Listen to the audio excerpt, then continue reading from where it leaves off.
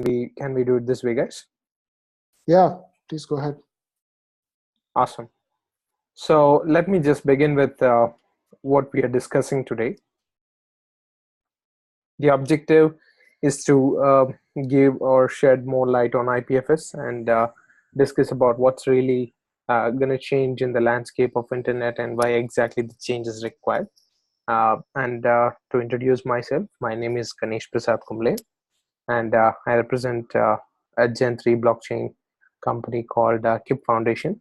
Essentially, we are developing our own protocol, which will help existing businesses and new startups to actually come out with new business models that can actually turn out as a successful solutions with a potential blockchain level integration to their existing systems and everything else. So moving ahead, just give you a very quick brief of what I do and what is my involvement with IPFS and everything else. I'm the co-founder and maintainer for the KIP Foundation's tech, and I also provide innovation consultancy at Acumen Technologies Incorporated. It's a New Jersey-based firm, and I also take care of another exciting project, which is working on testing artificial intelligence models. And we successfully tested the model for ELIZA, which was the first AI developed by Joseph Weizenbaum in 1966. So I also, lead some of the efforts there. And I also spun out a couple of startups in the different areas of big data, SaaS, IoT, and pretty much other stuffs. And I'm also contributing actively into a couple of open source projects, and I contribute to Scala programming language, Enzyme, and VS Code, which is pretty cool IDE. And I'm also an author of a particular distributed systems framework called TARA, stands for Ternary Augmented Raft Architecture. It's something designed to build a glorious and scalable internet for the next decade. And something relevant to today's conversation is that I'm the member and promoter of IPFS Discourse Forum, which is run by Protocol Labs, the company behind IPFS developments. So I'm an open source promoter and member contributor.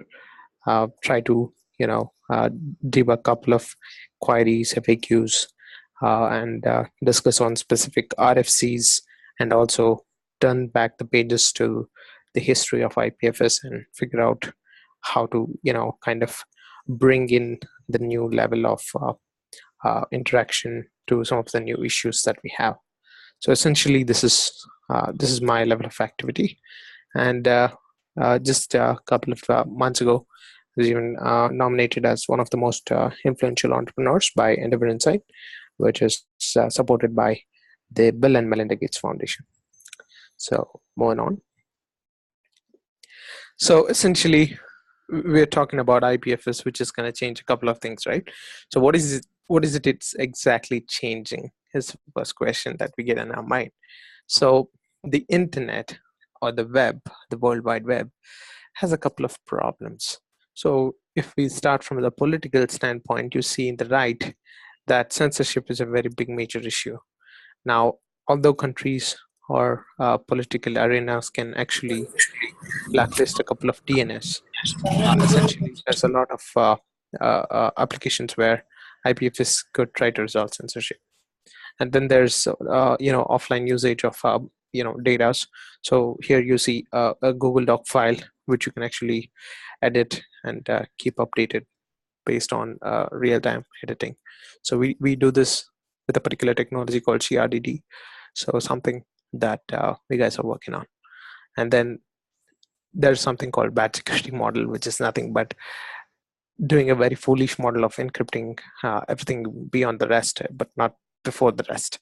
So how could we really change that and build an end-to-end encrypted channel, transport channel for data transfer? And then we have the most important issue today in the internet, which is actually about link breaks. That being, what is it that's really that you're showing or sharing, not showing, and how could you really make sure that the particular asset that you're pointing to on the internet is really live. So if I say that this is the cat's image, and please go and click on this image to visit the cat photograph, and unfortunately if the image is not there, this is one of the simplest example that I could give about link break, right? So how do you resolve this in the internet and in the coming days of usage of the internet? And then you have huge inefficiencies in bandwidth. So if you look at Gangnam Style, which could be in a 720p definition, which if is distributed through YouTube to all of its clients in 30 number, and the 8 hops needs to take place, and there are 30 clients who are asking the same data. There's a very dumb way of doing this today in the internet, and wasting 48 gigs of bandwidth. So how do you really try to resolve this? And then and the latest in tech, which is about distributed connectivity between devices and gadgets. How do you really try to resolve this and making the entire distributed network fault tolerant? So these are the couple of issues that we have today in the internet. So considering this, can we proceed ahead?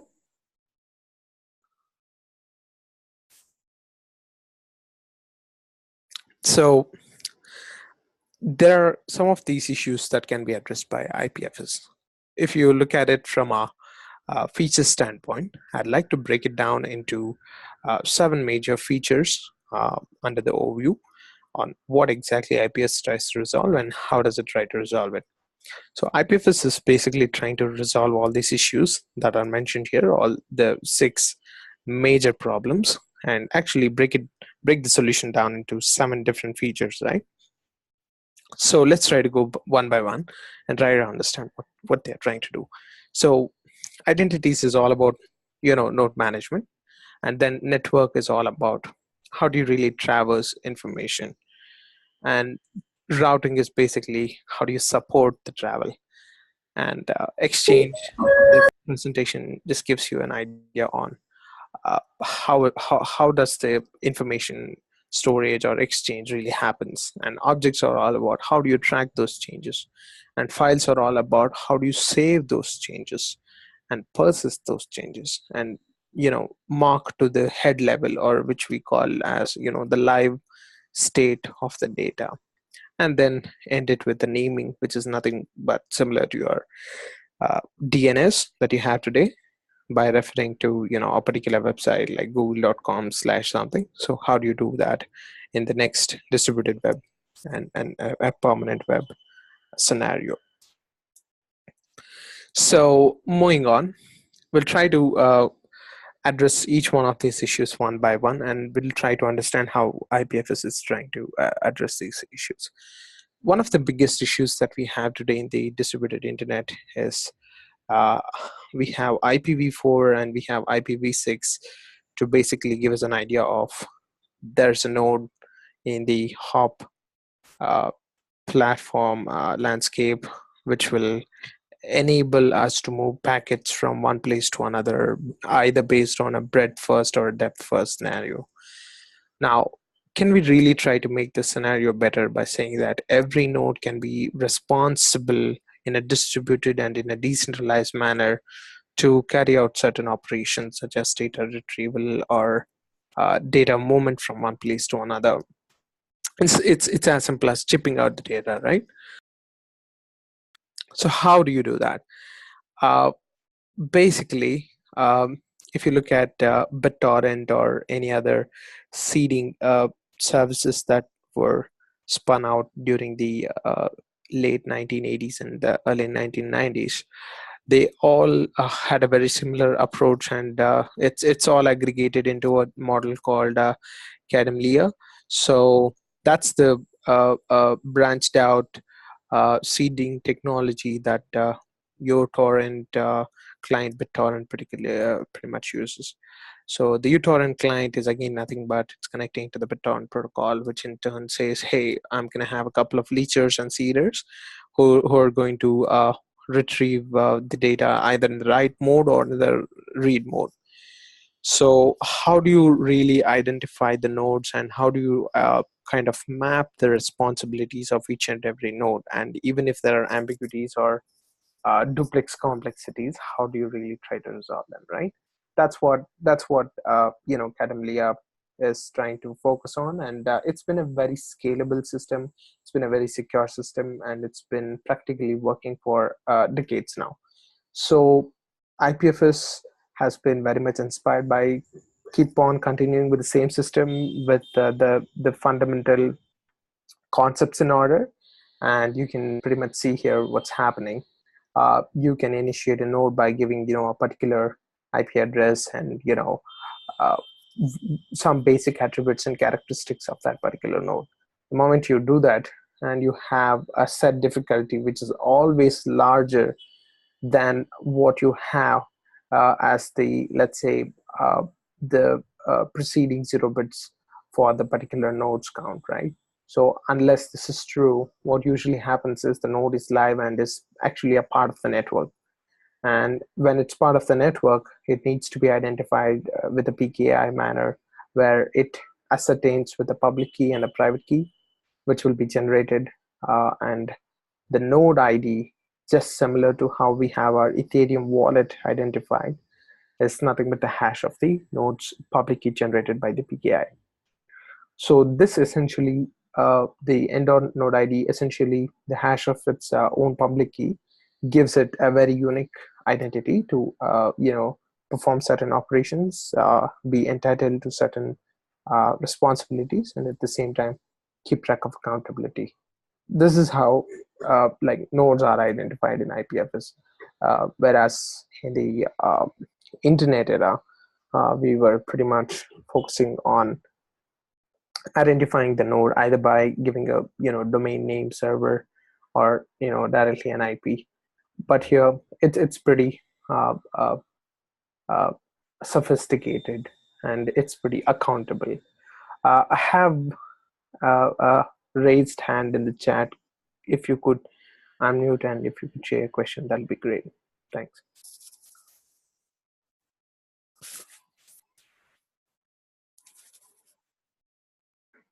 Hi, can you hear me?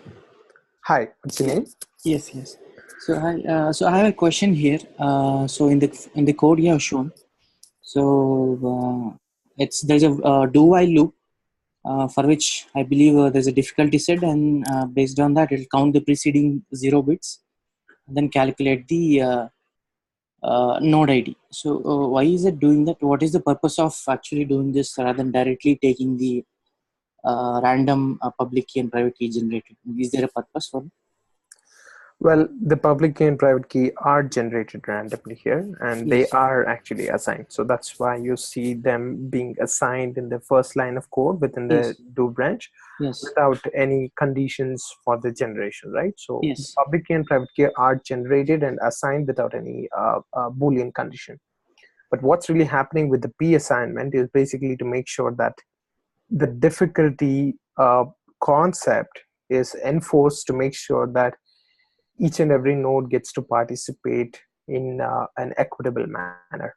If you look at the way difficulty is set in the Ethereum or any other blockchain network that depends on Turing centric manner, the difficulty is set just to make sure that everybody at a philosophical level and at a fundamental level, it just will make sure that every node gets an equitable opportunity to become a part of the network, and not just sit idle, but be actually a part of certain operations.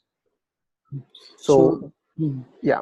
So I understand that this is done when a block is getting mined. So this is how they find a nonce by adding a random string and then checking the difficulty in Ethereum.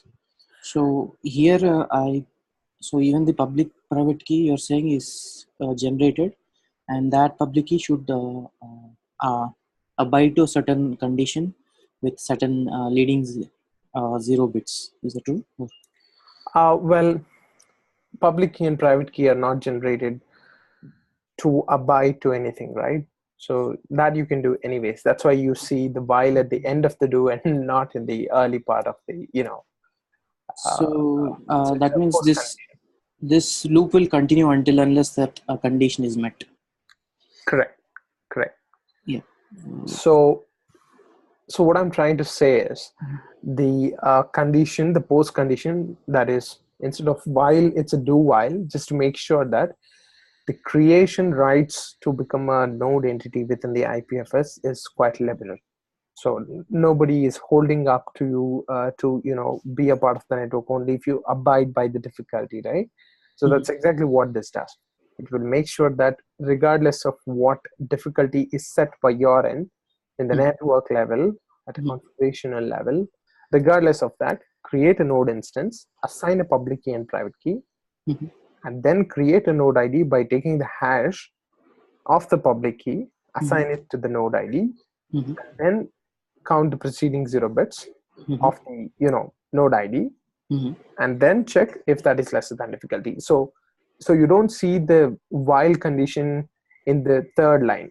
So you see it at the last, just to reflect the same philosophy that the node creation and the node registration into the network is pretty liberal, as liberal as what Kademlia model today is adopted by BitTorrent. So you don't have any rules or requirements or signups to be a part of the BitTorrent network, right? So as long as you have some stable internet connections of some kilobits, you're good to go. So a similar thing happens here. So there you have certain bandwidth requirements, here you have certain difficulty requirements.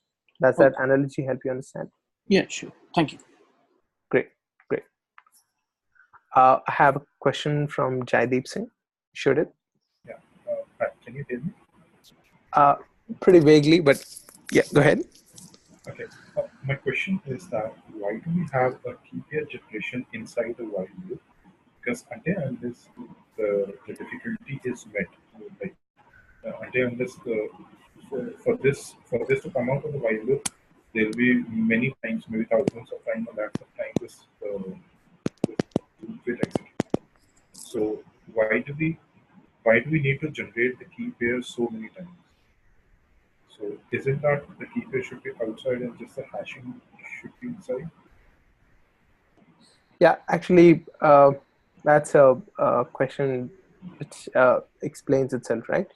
So it's not in a typical while loop; it's in a do while. So the flow, the executional flow of a do while is focusing on first executing whatever is in the do nest, regardless of the condition P less than difficulty Boolean is satisfied or not. So that's exactly why it's a do and while. It's not a while and then do. Yeah. So that essentially gives you an idea that the public key and private key are created, and the difficulty, when it matches, it's that's the end of the looping. So you don't get to repeat it again. Okay, so the public key and the private key the only public key and private key are accepted only when the difficulty matches. So it means this function is ran thousands of times, and the only time when the difficulty matches, that instance of the public and the private key are considered for the node. I think maybe that was the intention.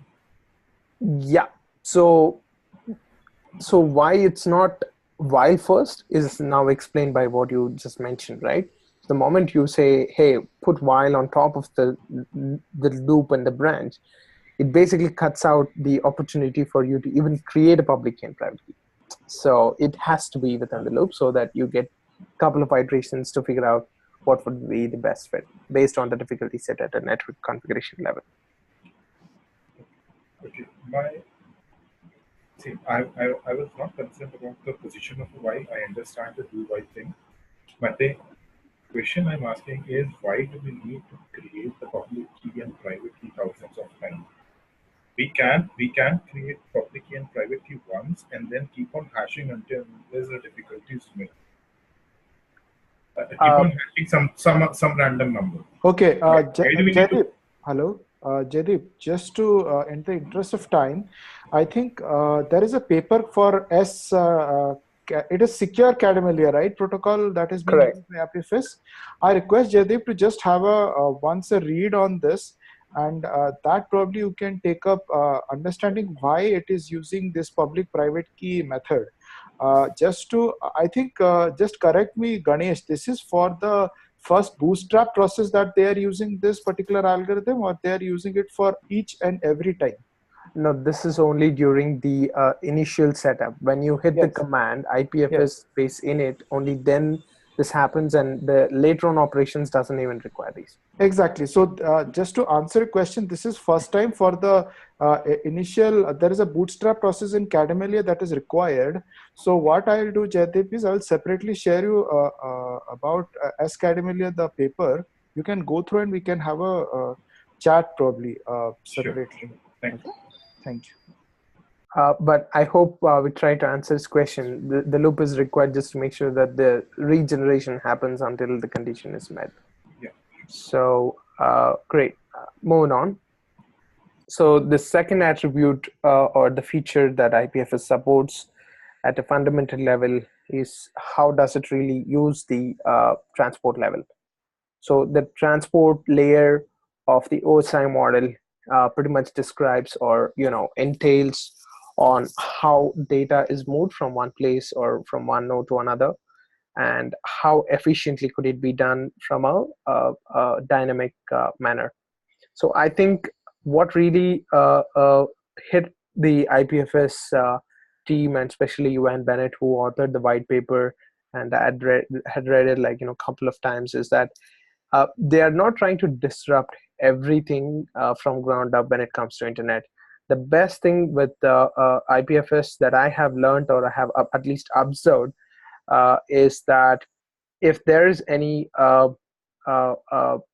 top-notch and let's say well-established internet practice which is already there in the landscape, we would really try to keep it at that and appreciate what has been done, and actually uh, uh, keep it that way and build better things on it, and of course make sure that they're very well connected to what's coming down the line, right? So if you look at it from that standpoint, IPFS will still use transport layer to ensure that the data transports or whatever has to be done will be done on the same. There are a couple of protocols that I've heard are being tried to use on it. I see that ACP is also one of the protocols that they have used or like tested for the transport layer. But the easiest implementations that I could understand, and some others could also follow up, is the unshielded twisted pair. That is nothing but the UTP.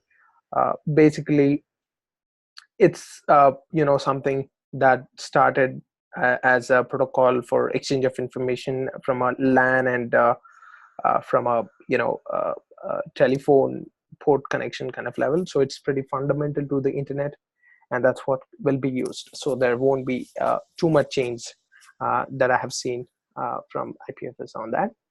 And why use UTP is, again, because it's going to provide a lot of reliability. It's been there for decades, and it's been the fundamental of the entire global connection that the internet is facing today. And if you look at it also from a hops and traversal standpoint, it pretty much follows the same IPsec guidelines for the traversal, which is the net traversal. So the thing is, when the internet protocol was implemented, they pretty much knew that the gateways and address translations will become the substandards of the internet communication protocols as a whole. So they did not see IP as the grandeur protocol for everything. They saw that IP could become the enabler, but not the guy who'll be sitting as a passenger in the train. So they went ahead and made sure that the network address translations and the traversal techniques could be self-reliable, and more than self-reliable, it's more about compatible, and which is what NAT offers. And IPFS is pretty much following the same from a design rationale standpoint. And then how do you really make sure that the messages are delivered with full integrity? So we have hashes or checksums like MD5, which was used in the internet era. Now what we use in the IPFS ecosystem is we have a separate package come project which will address these issues, and we call it multi-hash. So essentially multi-hash, I could explain this as cross-platform and cross-language or cross runtime packages which enables developers to use the multi-hash packages on different platforms, starting from servers to cores to even mobile phones, to kind of use it for ensuring the message is delivered with full integrity. And also we have the substandard of the internet, that is a HMAC based authenticity, just to make sure that the messages are sent from the right source of information, that is the sender. As usual, we use the public key to make sure that the HMAC authentication gives us the right source for information which is credible and verified. And the best part here, when I talk about addressing nodes who become a part of the IPFS network, is through, again, a sub project which is called as multi-address. So it's again a separate package which generously offers a lot of cross compatibility for different sorts of devices, either stuck to SCTP, or it could be just TCP/IP, either on IPv6 or even on IPv. IPv4 is like obviously the basics and stuff, but sometimes it can even support IPv6, provided the network and the mesh designs are very cool. So what you see here essentially is that, so node sitting on an IPv4 network address translation with the given ABCD address, which is again routed through SCTP on an existing port called 1234, is where we can actually send IPFS requests through /IPFS, and it can actually take certain actions on the CRUD operations that are given.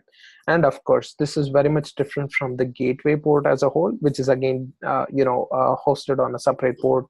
Usually it's typically 8080 or 8000, depends on the IPFS config that has been in the file, and it's a very similar configuration here, but in this case the connection is proxied over TCP. What that basically means is there's an incoming on SCTP, which is at a network level, but then from access or a TCP protocol level, there is a 5678 port which opens an inline IP for a sub DNS network, which will in turn take you to the port 1234. So these are in the sub domain and the sub DNS level. Any questions on the network or the integrity or anything else?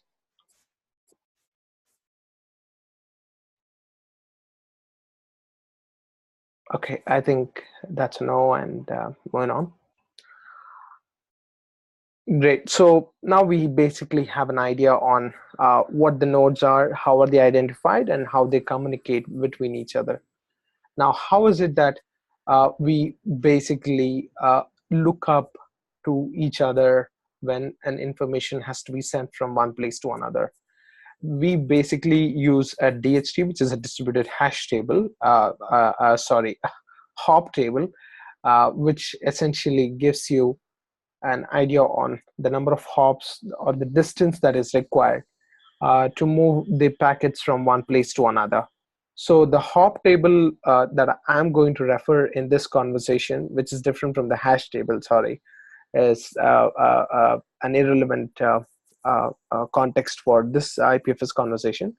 So the hop table that I'm talking here is about the cost within the network that is required to move the value or the information or the payload from one peer in the network to another.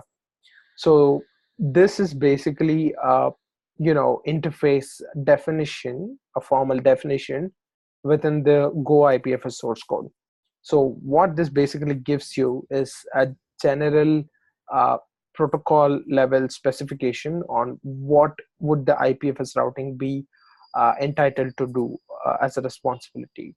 So it would find the peer based on what you query as the node ID, which is again nothing but the hash of your node's public key. Then the set value, with just a very small data of like, up to 1 KB. You can find more on how and why the 1 KB is stored in the white paper authored by Johan Bennett. So a very small amount of data can be stored in a DHT, and then also you can refer back to the key based on the node ID, and you retrieve the metadata again back from the DHT.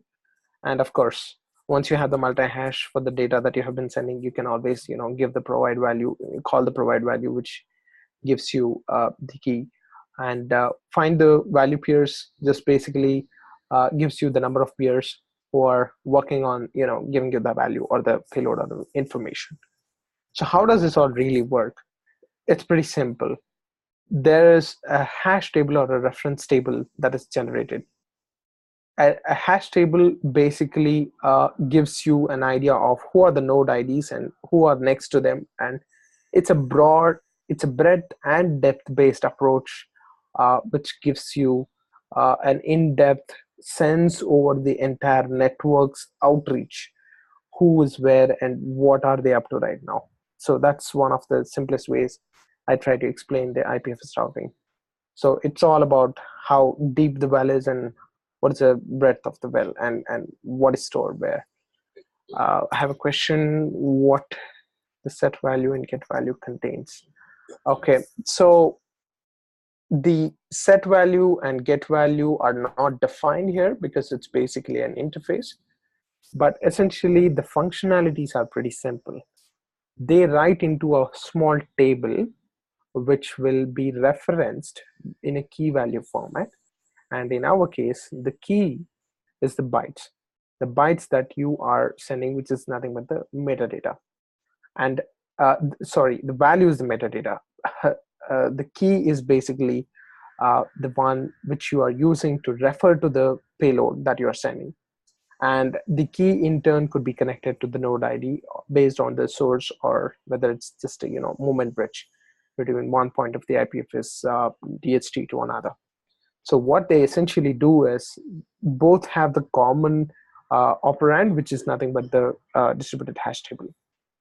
So essentially, when you say set value, it basically stores whatever is in the value parameter to in reference to the key, and whatever is stored in the value will be retrieved based on the input key in the get value.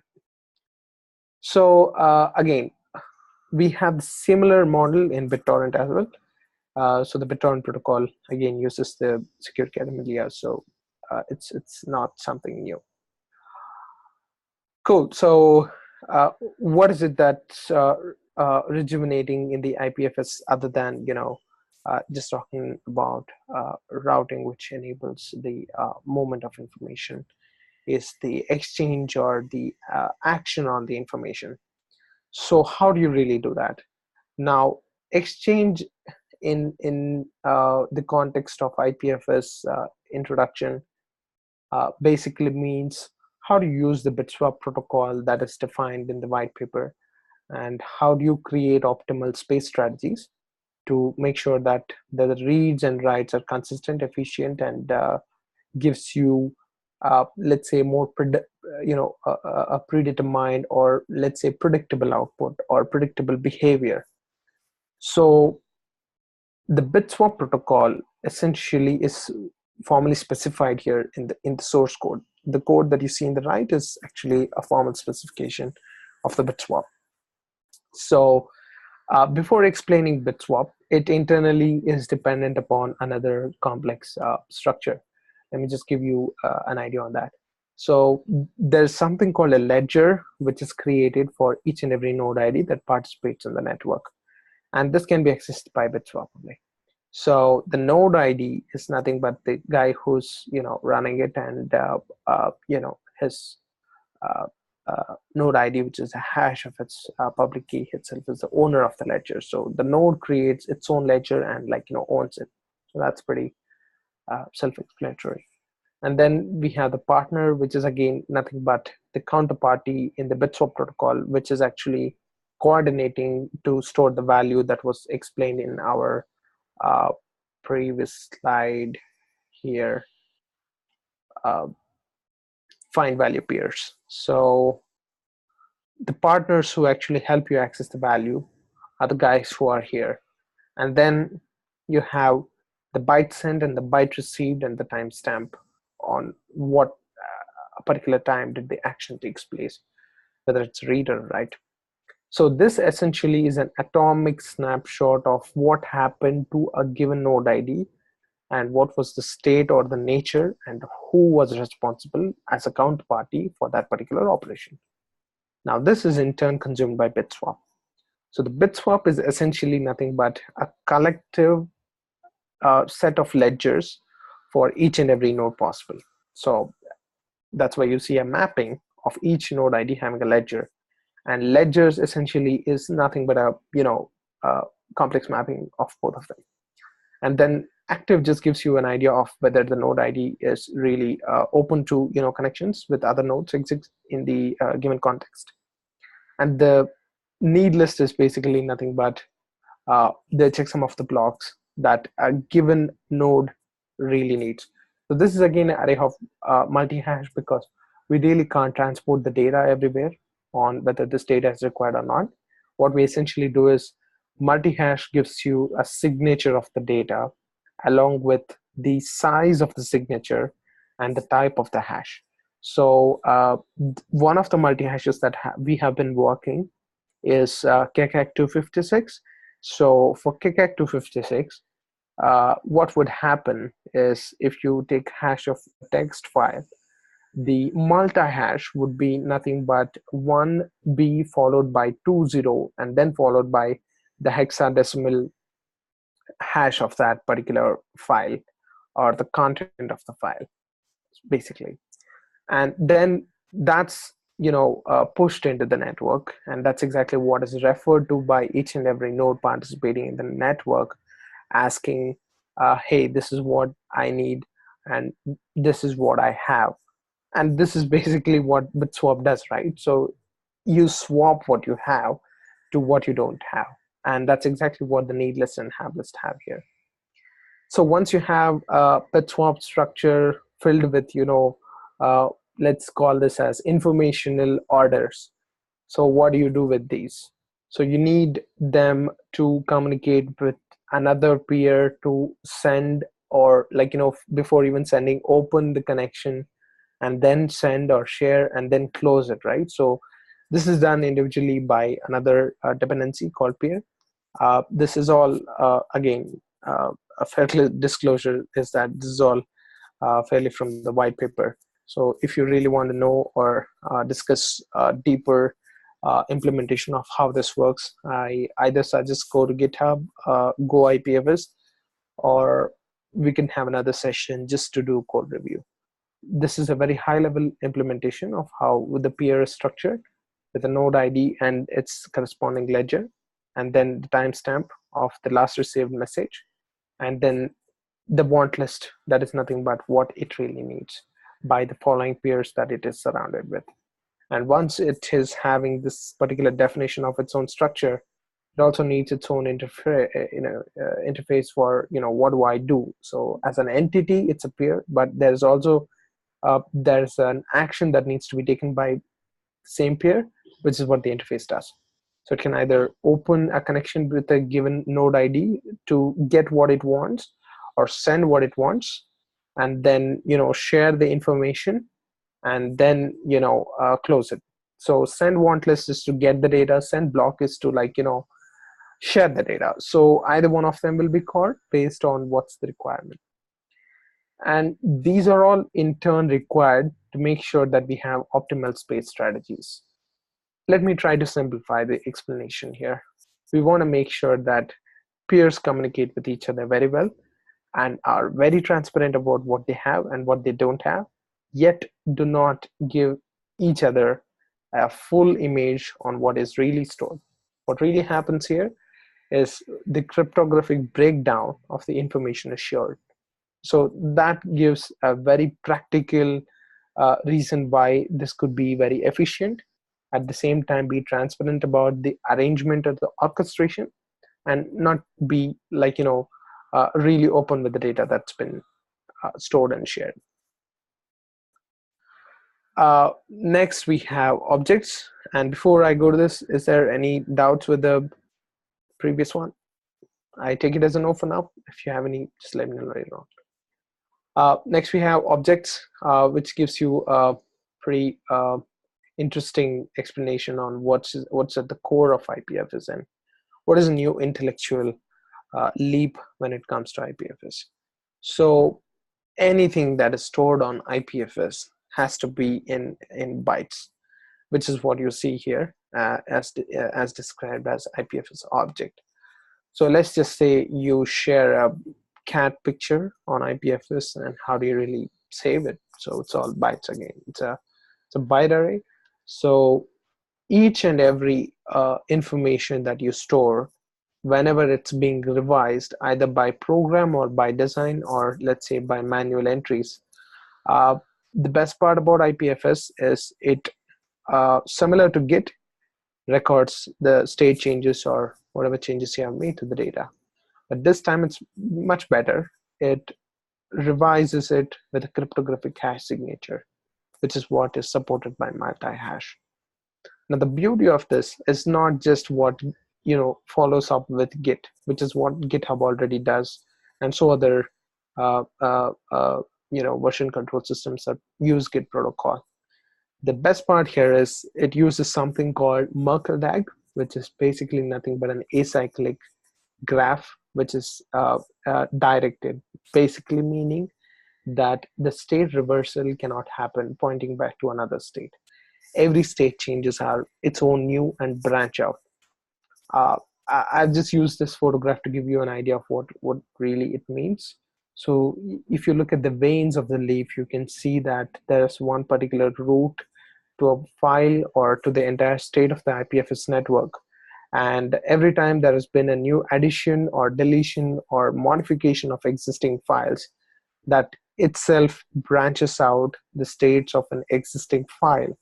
And every time this happens, the tree widens based on the modifications. Now, if the modifications are stated only by two operations, which is just read and write, it's pretty simple and it's a binary tree.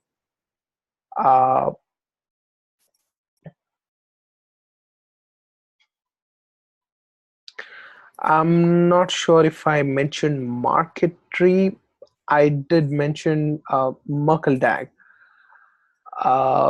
So if is that what you're referring to? Because I see here market tree.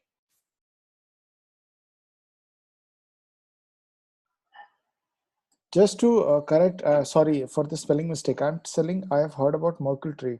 What is the difference between Merkle tree and Merkle-DAG? Yeah. So if you look at Merkle tree, it's essentially nothing but it's a binary tree. It's a binary tree where each and every, let's say, node of the tree is represented by a hash of the state changes of that particular node. Is that a fair understanding of a Merkle tree?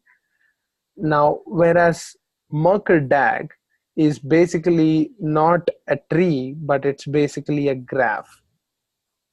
And it's directed, meaning that the state changes won't be able to revert back to the previous version of the state. So it's a depth-based approach, and it's more like a top-to-bottom approach. That's why you see the image inverted, whereas Merkle tree is more a bottom-up approach.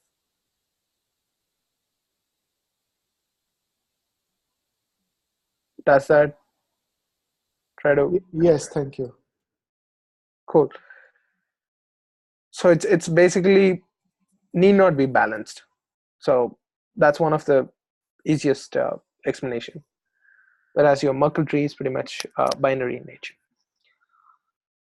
Great. So once you have the Merkle-DAG for each and every object, you can basically track the changes. Now, you don't track changes through the content of the file directly. The best thing to do is to track the cryptographic hash of the signature. Now, it's not just a mere efficiency in the convolutional standpoint. But the best part here is when you store the state changes cryptographically, there is no option for bad reentry. So if I have to store this Canadian maple leaf diagram or photograph on the IPFS for the first time, hash has been created, and that particular hash, the content is encapsulated as an IPFS object, and this particular data is put on the network. But what if one of you guys again take the same photograph and let's say post it again on online? So this is one of the biggest issues with the internet today, right? So there's always let's say duplication that happens in the entire network. So IPFS tries to resolve this issue as a whole, and when I say as a whole, it's one of the core benefits of IPFS. There is absolute deduplication when you're trying to store certain information on IPFS, specifically like media files that are easily converted to binaries. So the next time you're trying to upload the same file, it's already there. So you just can retrieve it instead of like pushing it.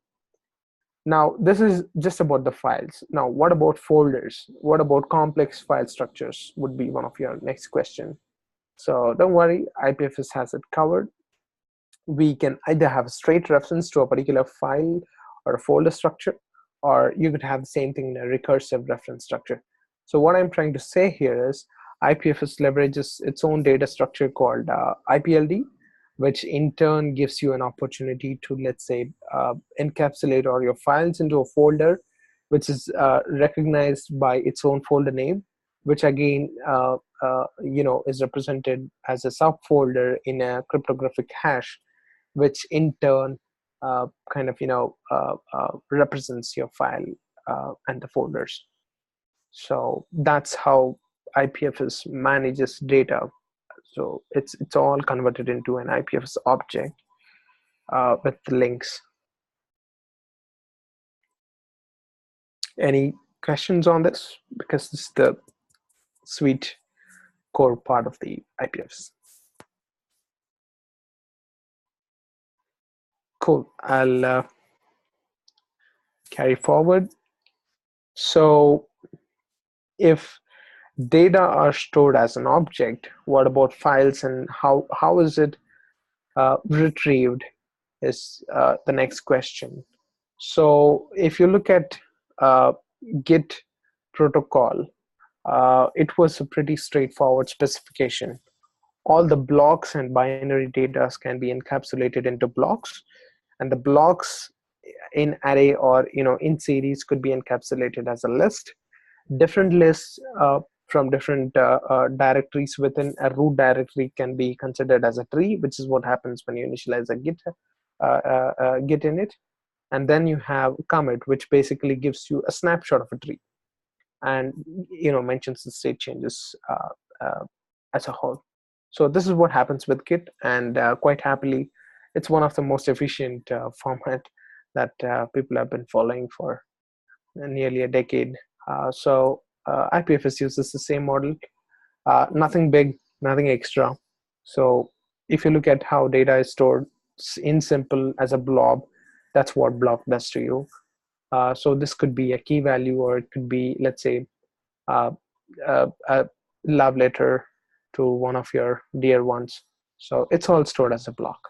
Now let's say you want to keep a diary of all your journal entry every day. So if that's going to be handled from a design rationale standpoint, it's all stored in the form of a list from a particular node ID.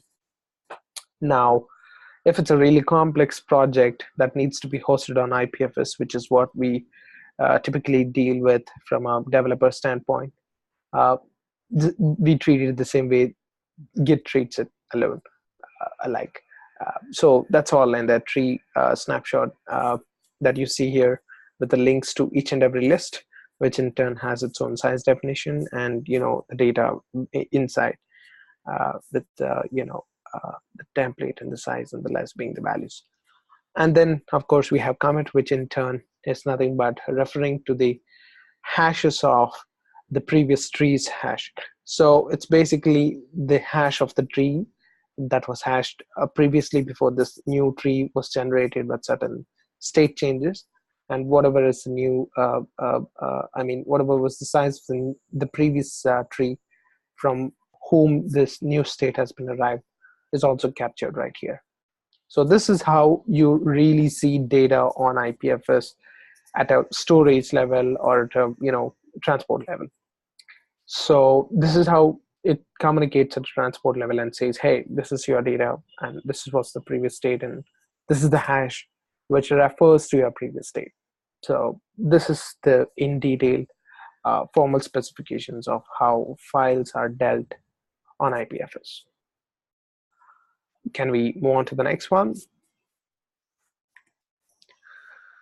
Cool. So this is very new tech. It started in 2014, took some very good scope in 2016. So is it of any good use to real businesses? Can I host my next e-commerce website on IPFS? Probably. We are working. Can you host your corporate website today on IPFS? We can very well do that. A lot of people are doing that. We have done that. So how is it that some of the dynamic contents in websites and other web applications alone could be addressed by IPFS as a dynamic platform? Could be the next industrial viable question. So IPFS has a feature called IPNS, which is nothing but a naming service. It enables your node to have a, let's say, a stern node ID, which is separate and different apart from the node ID that you have. But this time, this is the node ID that you can use on browsers in the form of a hash, which in turn you can use to refer to all the files that are encapsulated under the IPNS. So let me just give you the example that I've mentioned here. Example.com/images/logo.png could lead to your company's logo in the website. So how do you really put this on IPFS and make it more dynamic? So you convert your DNS configuration to your logo to IPNS configuration of your logo. And then that IPNS configuration says example.com is the human readable IPNS that you have set, because you are the owner of the domain and you have the TXT records for the particular server with that running domain. So once you exchange those TXT records, you can make the IPNS more human readable. And the moment you have it, you can basically convert, or let's say bind it to your IPNS generated at a IPFS level. So the moment you have it, you basically have routed your files based on the IPNS. The moment that's done, it's all now converted at a transport level and at the file and the storage level into a simple IPFS query, which points to the hash of the file and hash of the folder, which is encapsulated under the IPFS using the IPLD.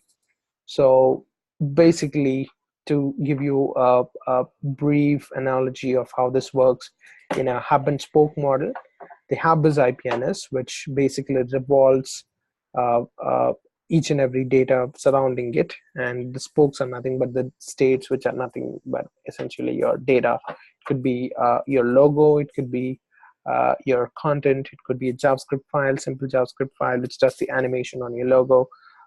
So it could be anything that needs to be stored and needs to be there for achieving a particular functionality. We have a question. Is there a charge for IPNS? If you're asking about, do you need to pay to have an IPNS?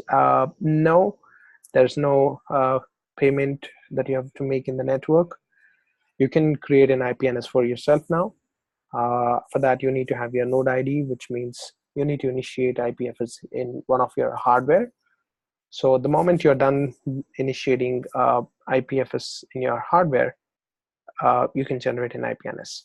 And creation of IPNS itself wouldn't do too much help. you need to clearly specify what all data which are online on the internet needs to be part of the IPNS. Recently, with what we have checked, you can add new files into your IPFS node by pinning a couple of things.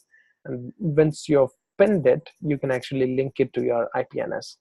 And always make sure that the state changes are referred to by the same IPNS. So this is all for free. What is pinning? Good question. So the term pretty much says all on its own. Pinning is literally, pinning the file to your node to make sure that the file doesn't vanish. So this is another thing with the IPFS, right? So we want to make sure that only relevant content are online based on the interest secured by the people who promote the content on the internet. Today, if you look at it, you basically store anything and everything, and not all the 100% of the data that you store are being accessed by everyone. Now, the core philosophy of pinning is to make sure that the data that you feel relevant and important for your consumption must be pinned so that you can access it quite quickly.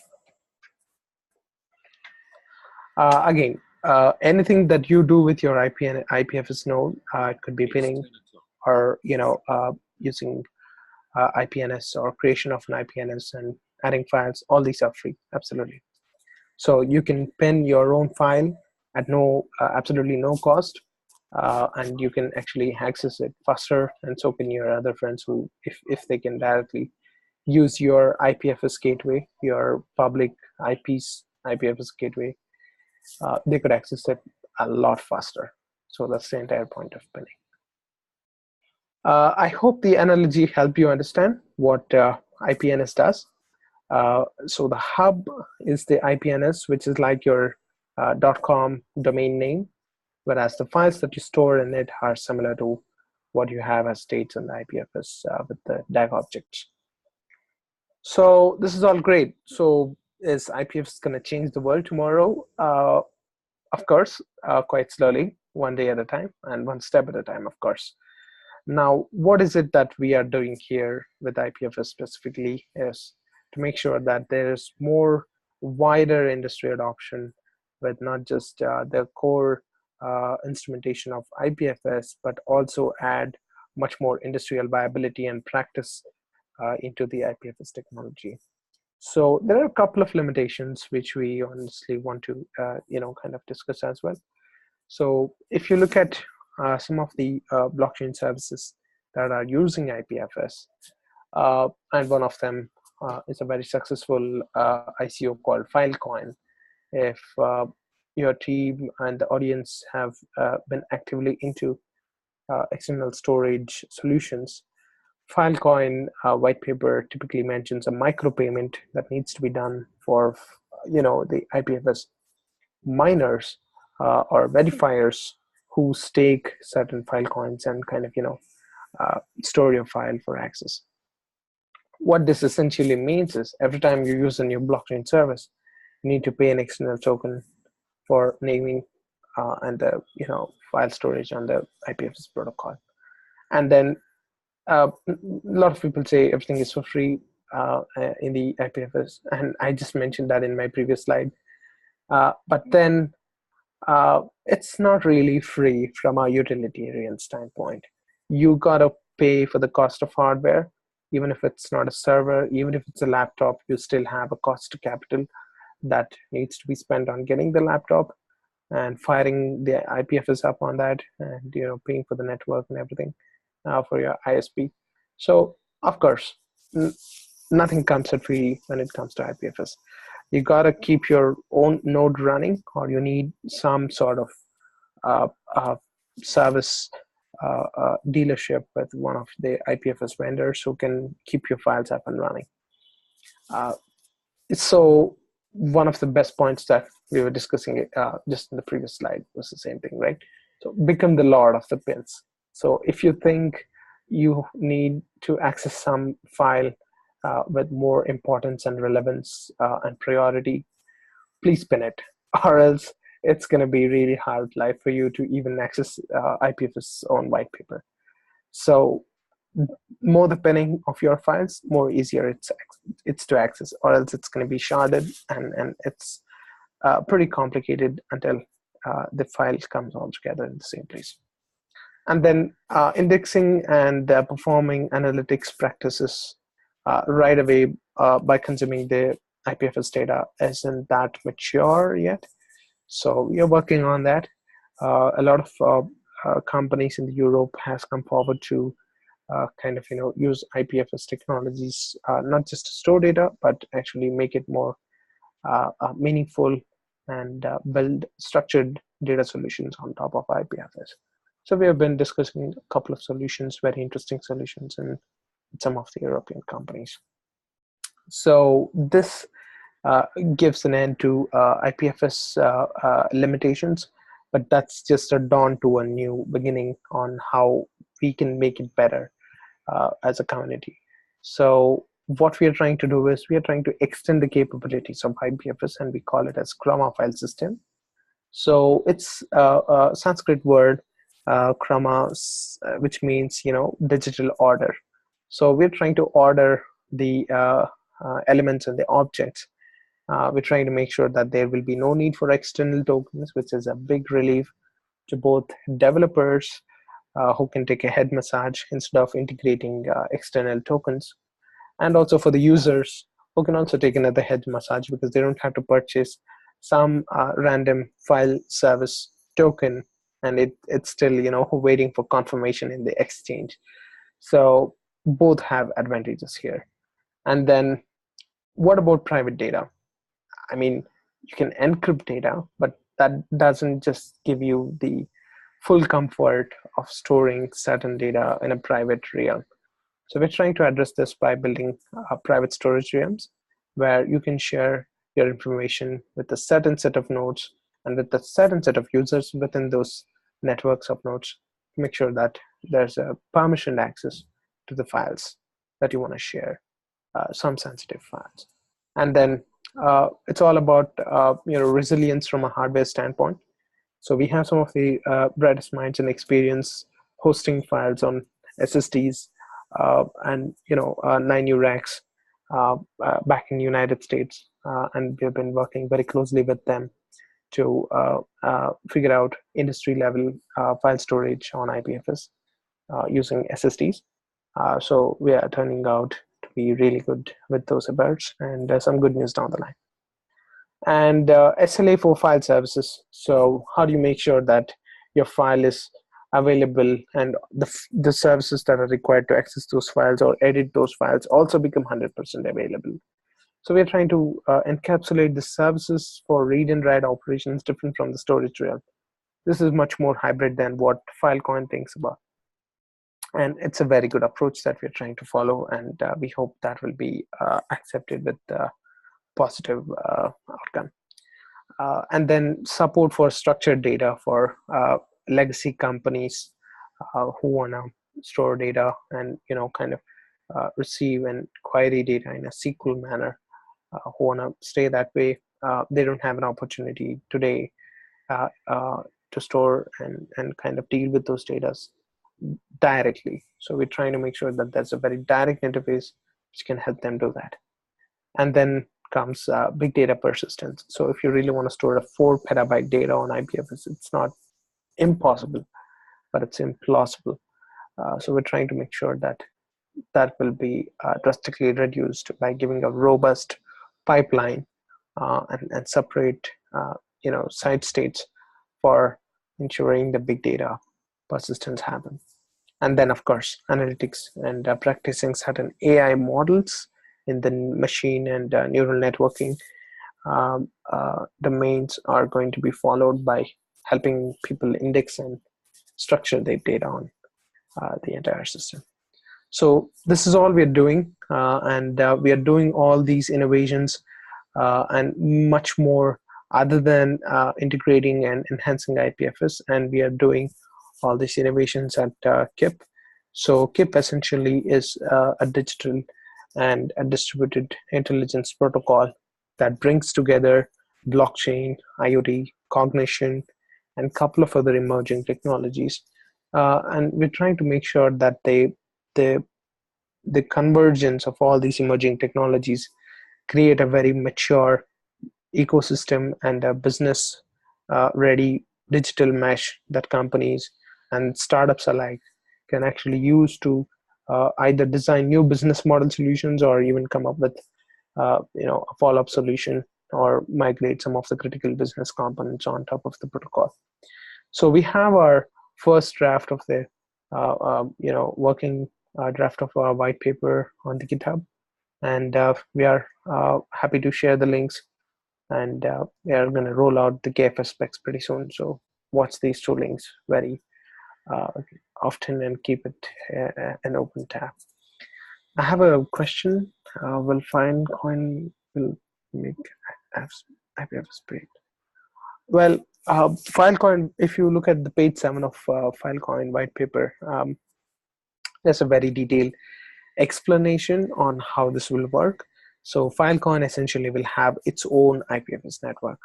So that's how it works. And Filecoin again is run by Protocol Labs, so the makers of IPFS. So it's pretty interesting because if you have IPFS, why people will go to Filecoin? It seems so right. counterintuitive. No problem.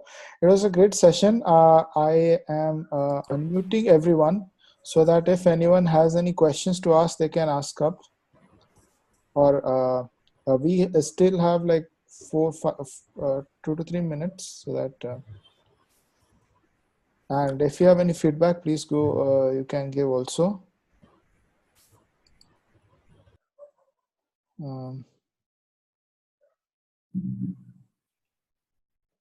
Yeah. I don't think anybody has a question as such. Hi, I have a question here. Yeah. So how does IPFS deal with the concurrency issues or race conditions? So if a change is made to a particular state, so how will it propagate?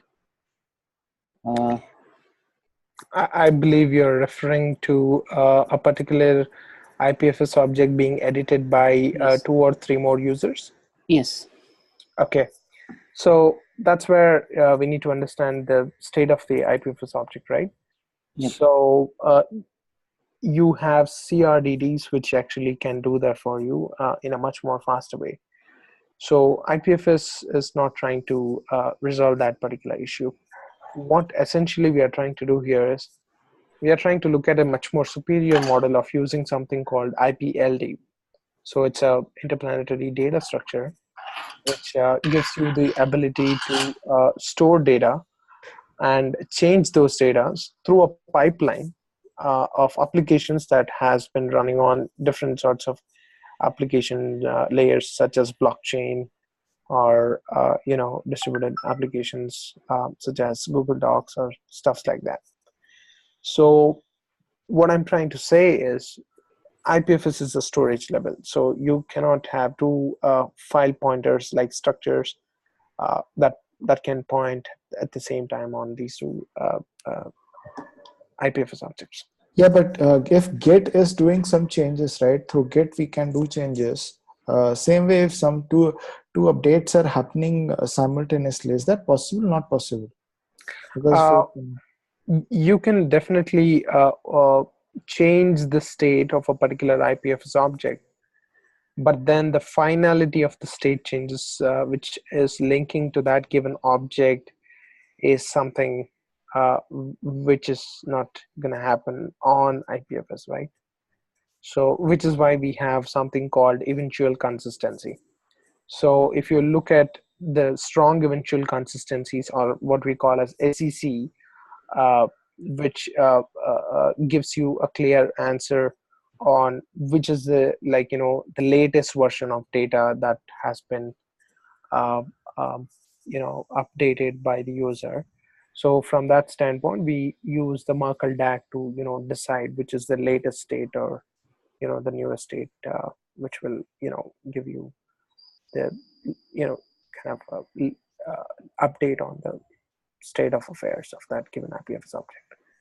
So it's a monotonic nature. So if you are the writer of the particular state change, you will feel like you have the latest version. But then if I'm writing it, I think that I'm the latest. But the thing is, IPFS at the network level gives you an idea on whose state is the latest. And provided you have permissions to edit those files, and it's all referred to the same IPFS, it's pretty much monotonic. So it's the last write put wins kind of a scenario. All right. And is there any way when we write, we give a control that who can write and who can't? Depends on the nature of the blob that we're talking about here. So if it's a cat image, there's nothing much you can do about it. And if they try to change that particular data, obviously the hash entirely changes. And once you say IPFS add this new file, the new hash is generated, the new multi-hash is generated for that particular change data, which in turn refers to another file as a whole. Oh, wow. So every changes that you make are not referred to the same unless you configure so under the IPNS. Oh, okay. Yeah. Thank you. Thank you. Any other questions?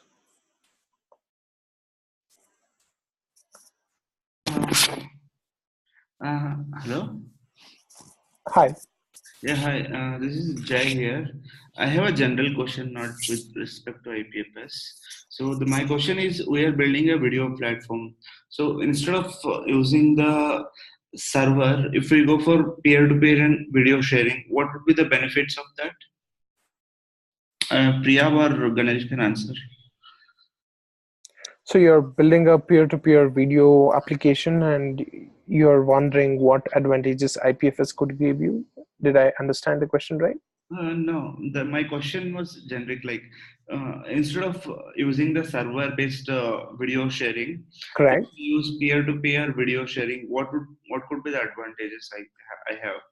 Well, as a startup, you definitely will cut down your cost at AWS or any other cloud service provider. So you could actually ask your, users, could it be Android or iPhone, Yeah. to basically start up their own IPFS nodes. Recently, we had a very good progress testing the IPFS run on iPhone using the Go server environment. Okay. And Android has been a jealous progress there. I don't lead or I don't have the latest stats on Android, but I hear you can run a Go IPFS node on Android, whereas iPhone, it's been pretty statistically obtained information that you can run. So a company that saves a lot of money. So just to answer your question, already similar kind of applications are running. Torrent is the most general application that you would see. So what happens is that Torrent generates a unique file which contains the, we call this as magnetic, or is something similar to IPFS kind of a link which uniquely identifies what is the source and what is the file hash. And you download that file, and once you download, it would find the corresponding peers who are connected, who have this file in the network and connected to the network, and start streaming it.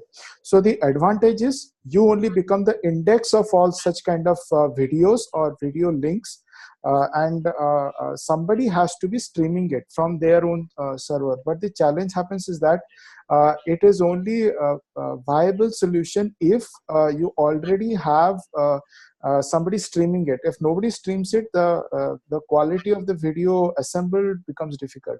So that's the only challenge if you do a peer-to-peer model. Okay.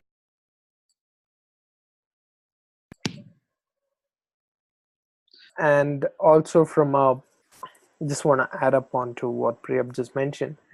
From an availability standpoint, it gives you same order of relevancy with resilience similar to what BitTorrent offers in IPFS. So if you feel like you should really build a peer-to-peer video applications on IPFS, we could discuss this on our discourse forum and speak to our core developers as well on what could be the best infrastructure and the architecture as a whole to give you a more practical answer to it. Thanks, Ganesh. And thanks, Priya.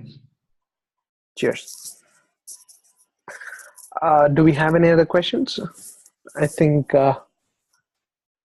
we have taken 18 considerable minutes. Okay, so thank you everyone. If you have any questions also, Ganesh is already part of our WhatsApp and other channels, so you can always reach out to him.